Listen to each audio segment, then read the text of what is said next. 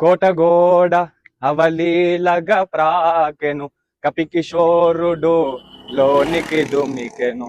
శత్రుపతనముగా వామపాదమును ముందుగా మోపెను, ముందుకు సాగెను.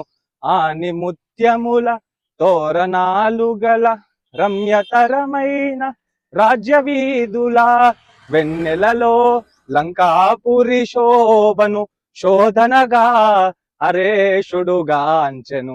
సువర్ణమయ సౌతరాజ్యముల ధగ ధగ మెరసే ఉన్నత గృహముల కలకలలాడే నవ్వుల జల్లులు మంగళకరమో నృత్య గీతములు అప్సరసల మరపించు మదవతుల క్రిస్తాయి బలుకు గానమాదురులు వెన్నెలలో లంకాపురి శోభను శోధనగా అరేషుడుగాంచెను.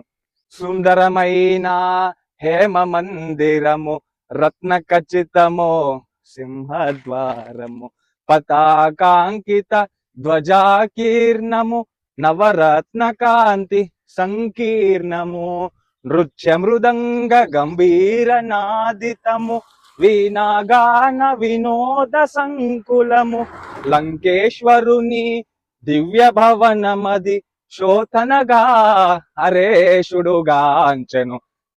అత్తరు పన్నీట జలకములో కాలాగరో సుగంధ ధూపములు స్వర్ణ చిత్రములు వింధ్యామరలు కస్తూరి పునుకు జవాది గంధములు నిత్య పూజలు శివార్చనలు మాస పర్వముల హోమములు లంకేశ్వరుని దివ్య భవనమది శోధనగా అరేషుడుగాంచెను.